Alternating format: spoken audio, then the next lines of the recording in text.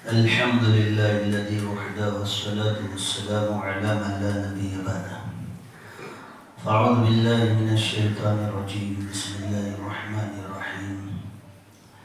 كمثل الشيطان إذ قال للإنسان اكفر فلما كفر قال إني بريء منك إني أخاف الله رب العالمين. صدق الله العظيم. اللہ تبارک و تعالیٰ نے انسان کو دنیا کے اندر بھیجا. حضرت آدم علیہ نبینا علیہ السلام کو بھی آسمان سے زمین پر اتارا، ماں حوا کو بھی اتارا، اور شیطان کو بھی زمین پر اتارا. اللہ تبارک و تعالیٰ کی طرف سے انسان کو دنیا کے اندر امتحان اور آزمائش کے لیے بھیجا گیا ہے. ایسا نہیں ہے کہ اللہ تبارک و تعالیٰ کی قدرت شیطان کے بہکانے پر چلتی نہیں ہے. نمونہ بھی اللہ پاک نے دیا. رمضان پاک کے اندر اس کو توپ ڈال کر سمندر میں ڈال دیتے ہیں. بہرحال دنیا بھی اس میں بھی اٹریکشن ہے، کشش ہے، زیب و زینت ہے، وہ اپنی طرف متوجہ کرتی ہے. انسان کا نفس بھی اس کو اندر سے ورگلاتا رہتا ہے، اور شیطان بھی وسوسہ اندازی کرتا ہے. اللہ تبارک و تعالیٰ نے شیطان کو بہت زیادہ پاورز دیے ہیں، جس کی بنیاد پر وہ انسان کو الگ الگ طریقے سے وسوسے ڈالتا ہے. اللہ تبارک و تعالیٰ نے دنیا میں ہم کو ان حالات کے ساتھ اس لیے بھیجا ہے کہ ان تمام باتوں کے باوجود ہماری اطاعت، ہماری عبادت اور ہماری شریعت یعنی ہمارے قانون پر کون چل جاتا ہے. جو ہمارے قانون پر چل جائے، ہم کو راضی کر لے، ہماری معرفت، ہماری پہچان حاصل کر لے، اللہ تبارک و تعالیٰ اس کو ابد الآباد کی مرنے کے بعد کی زندگی کے اندر سکھ عطا فرمائے. اور اس میں کمی بیشی یا پھر بالکل اللہ تبارک و تعالیٰ کے ساتھ کفر اور شرک کا معاملہ کرنے والے کے لیے تو بہت زیادہ دکھ، تکلیف، عذاب اور ہمیشہ کی پریشانی. اللہ تبارک و تعالیٰ نے انسان کو اطاعت کرنا چاہے تو پوری طاقت دے رکھی ہے، عبادت کرنا چاہے تو پوری طاقت دے رکھی ہے. وہ مجبور نہیں ہے، یا شیطان کو اتنی سب طاقت نہیں دی کہ وہ مسجد کی طرف جانا چاہے تو اس کو پکڑ لے تو جا نہیں سکتا، اس کو گرا دے کہ تو جا نہیں سکتا، اس کو باندھ دے. ایسا نہیں، وہ وسوسہ ڈال سکتا ہے. اور ایسے ہی جیسے وہ اللہ کی نافرمانی کے اعتبار سے دل میں وسوسے ڈالتا ہے، حدیث پاک کا مفہوم ہے کہ فرشتہ بھی اس کو اللہ کی طرف متوجہ کرنے اور نیک اعمال کا خیال دل میں ڈالتا رہتا ہے. انسان اپنی مرضی سے جو بھی راہ اختیار کرتا ہے. بہرحال قرآن کریم کے اندر یہ جو آیت کے اندر اللہ تبارک و تعالیٰ نے بہت زیادہ انسان کی رہبری کی ہے، اس کو یوں سمجھیے کہ شیطان وسوسہ ڈالتا اور گناہ کی طرف لے جاتا ہے. اچھے کاموں کے کرنے سے وہ روکتا رہتا ہے اور برے کاموں پر برانگیختہ کرتا، ابھارتا رہتا ہے. جوانی کے اندر، بڑھاپے کے اندر مرد کو، عورت کو گناہوں کے خیالات اور گناہ کی طرف اس کو متوجہ کرنا وہ کرتا رہتا ہے. یہ بات کو اچھی طرح سے سمجھیں گے کہ اس کو اتنا معلوم ہے کہ اللہ تبارک و تعالیٰ رحمان و رحیم ہے. توبہ کرنے والوں کو اور نیکی کرنے والوں کو، نیک اعمال کرنے والوں کو اپنے رحم و کرم کی بنیاد پر بخش دیتے ہیں، معاف کر دیتے ہیں، پوری زندگی کے گناہ معاف کر دیتے ہیں اللہ تبارک. یہ بات معلوم ہونے کے باوجود بھی وہ محنت کرتا رہتا ہے اور اپنے کام میں لگا رہتا ہے، تو گناہ کرانے کا اس کا جو مقصد ہے وہ یہ ہے کہ گناہ کرتے کرتے نافرمانی کرتے کرتے انسان کفر کی طرف چلا جائے اور کفر کو اختیار کر دے، ایمان چھوڑ دے۔ جیسے میں نے بتایا نا کہ گناہ تو وہ کراتا ہے تو اس کو معلوم ہے کہ یہ معافی مانگے گا، رو لے گا، صلاۃ التوبہ پڑھ لے گا یا بہت سارے نیک اعمال کرے گا، یہ سارے اس کے گناہوں کے لیے کفارہ اور معافی بن جاتے ہیں۔ لیکن کہ اگر اس نے توبہ نہیں کیا، معافی نہیں مانگا اور برابر گناہوں میں لگا رہا تو اس کا ایمان جائے گا اور یہ کفر اختیار کر لے گا اور کفر کے ساتھ یہ میرا ساتھی جہنم کا ہمیشہ کا بنے گا۔ اور وہ اپنی ٹیم تیار کر رہا ہے، اپنے ساتھیوں کو تیار کر رہا ہے، خود جہنم میں جانے والا معلوم ہے، لہذا اس نے اللہ تبارک و تعالیٰ کو کہہ رکھا ہے کہ میں تیرے بندوں کو بہکاؤں گا اور ان کو تو ناشکرا پائے گا۔ ناشکری کرنے والے، کفر کرنے والے، شرک کرنے والے وہ اس کے ساتھی بنیں گے اور جہنم میں ہمیشہ اس کے ساتھ رہیں گے۔ اس آیت کریمہ کے اندر اللہ تبارک و تعالیٰ فرماتے ہیں کہ کمثل الشیطان اذ قال للانسان اکفر، تو یہاں پر پیچھے سے منافقین اور یہود کا تذکرہ آ رہا ہے، تو ان کی مثال ایسی ہے جیسے شیطان کی، منافقین کی مثال ایسی ہے جیسے شیطان کی۔ تو شیطان کیا کرتا ہے؟ تو پہلے انسان کو کہتا ہے کہ کفر کر، کفر کر۔ اذ قال للانسان اکفر، تو کفر کر لے، وہ کہتا رہتا ہے۔ اور یہ جو گناہ کا اس کا جو مقصد ہے وہ یہ ہے کہ مسلسل گناہ کرتا رہے گا اور توبہ نہیں کرے گا تو اس کا ایمان اللہ تبارک و تعالیٰ سلب فرمائیں گے۔ اور حدیث پاک کے مفہوم میں بھی کہ مسلسل گناہ کبیرہ کرنے سے بھی ایمان چلا جاتا ہے اور آدمی ایمان سے ہاتھ دھو بیٹھتا ہے۔ تو وہ انسان کو کفر کرنے کی طرف ابھارتا رہتا ہے، کفر کر، کفر کر۔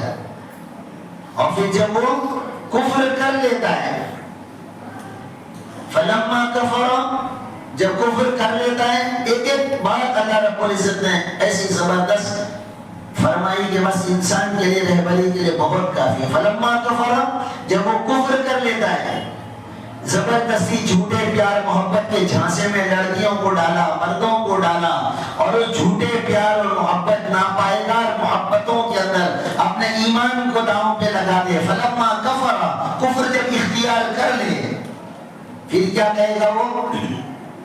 انی بریء منک، بھائی میں ذمہ دار نہیں، میں تجھ سے بری ہوں، میں نے کچھ نہیں کیا، تو ہی جو کچھ بھی، میں نہیں۔ یہ سمجھنے کی چیز ہے کہ عامتاً نماز نہ پڑھنے والے یا نیک اعمال نہ کرنے والے جب ان کے پاس یہ بات آتی ہے تو اکثر کہتے ہیں شیطان بہکاتا رہتا ہے، شیطان بہکاتا ہے، صبح اٹھنے نہیں دیتا، وسوسہ ڈالتا ہے۔ تو یہ تو کفر کرا کر ذمہ داری لینے کو تیار نہیں ہے۔ اگر وہ ذمہ داری لیتا بھی تو کوئی کیا کر لیتا کہ ہاں برابر ہے، میں نہیں کیا، تو بھی وہ تو اس نے ہی کیا تھا۔ لیکن اس کی بدماشی کتنی ہے کہ فلما کفر قال انی بریء منک، میں تجھ سے بری ہوں، میں ذمہ دار نہیں، تجھے ہی کھجلی تھی، تجھے ہی مستی تھی اور تو نے اپنی مرضی سوچ سمجھ کر یہ کفر کو اختیار کیا، میں نہیں۔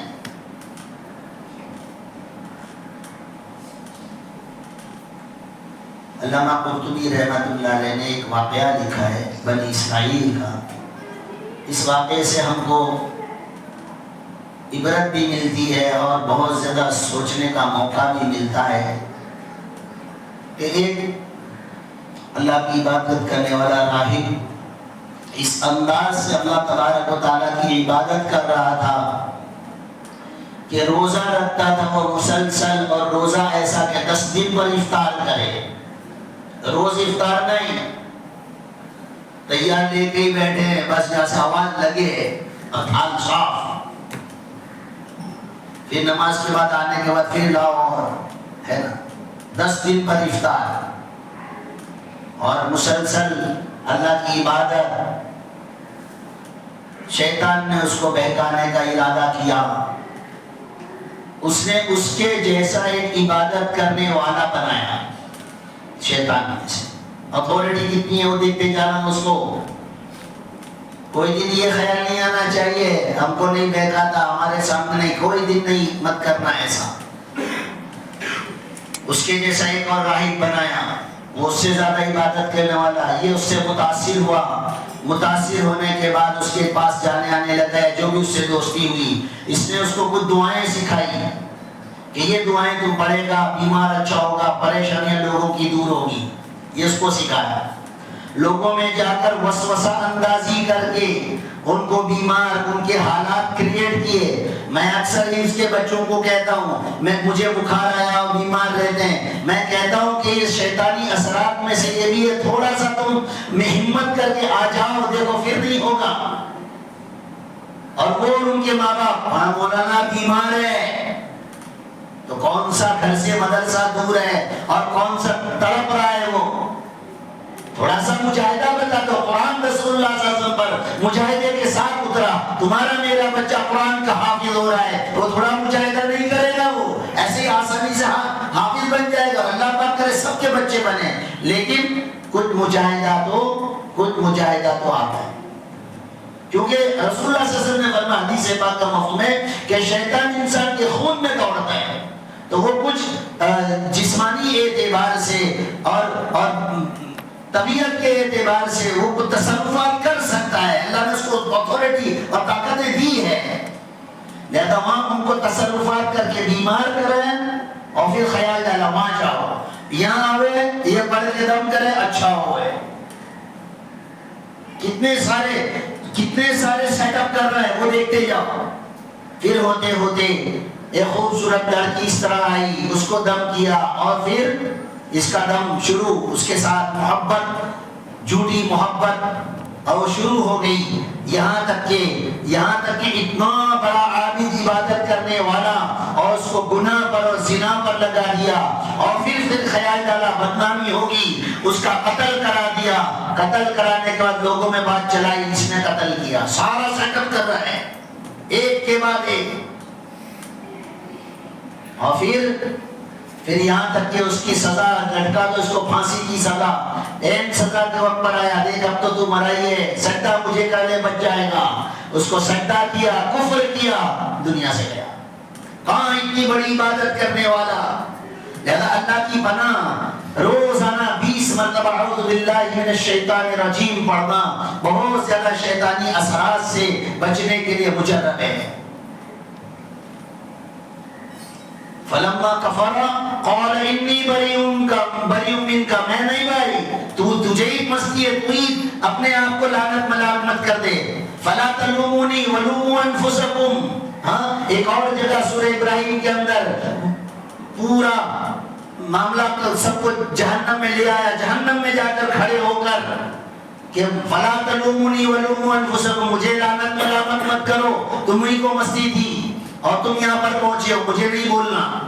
لہذا کوئی بھی فجر کی نماز چھوڑ کر یا گناہوں میں لگ کر شیطان کو نہ کہے، بلکہ وہ شعر مجھے اچانک یاد آ گیا کہ ہنسی آتی ہے مجھے حضرت انسان پر، خود کرے بدکاریاں، لعنت کرے شیطان پر، ساری مستی سب خود ہی بم پھوڑ لے وے، پتنگ اڑا لے وے، اور ہر قسم کے کفر و شرک والے اور ان کے والے کام کر لے وے، اور ہر قسم کی مستی اور ہر قسم کے فیشن اور ننگاپن اور ہر قسم کے جو مرضی میں سب کر لے وے، اور لیبل لگا دے اس نے کیا۔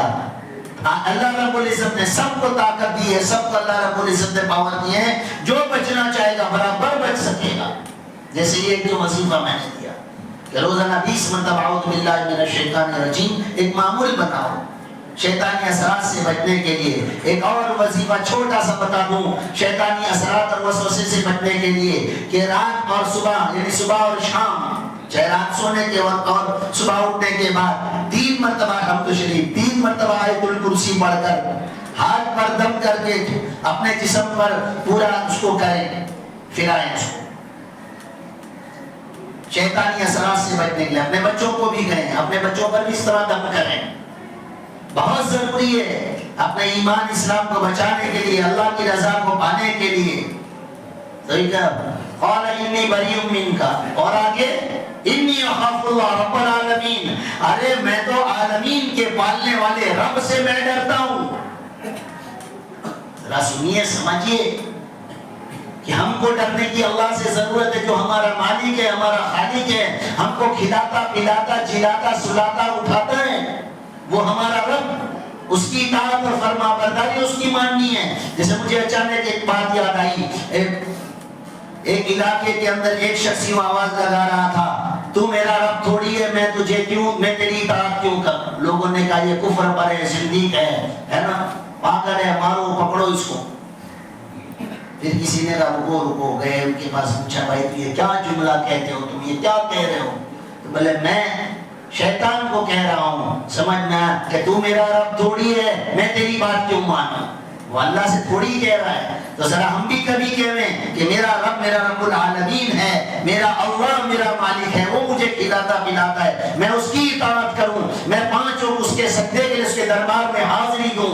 لہذا بہت زیادہ اپنے آپ کو سجاد رکھنے کی، بہت زیادہ بیدار رکھنے کی، اور بہت زیادہ اپنے آپ کو گناہوں سے بچانے کی اور نیک اعمال میں لگائے رکھنے کی ضرورت ہے۔ اس لیے کہ پھر دوبارہ کہہ دوں کہ یہ گناہ، ہر چھوٹا بڑا گناہ اللہ کی نافرمانی اور کفر کی طرف لے جاتا ہے، اور ہر چھوٹی بڑی نیکی ہمیں جنت کی طرف، اللہ کی رضا کی طرف اور اللہ کا قرب دلانے کے لیے ہمارے معین و مددگار ہے۔ لہذا اپنے آپ کو نیک اعمال میں لگائے رکھیں اور شیطانی اثرات اور وساوس اور ہر قسم کے چھوٹے بڑے گناہوں سے اپنے آپ کی حفاظت کی کوشش کریں، اور کوئی بھی ایسا کام جس سے اللہ پاک ناراض ہوتے ہیں اپنے آپ کو بچانے کی صحیح اور کوشش کرتے ہوئے اللہ تبارک و تعالی ہم سب کو کہنے سننے سے زیادہ عمل کرنے کی توفیق عطا فرمائے۔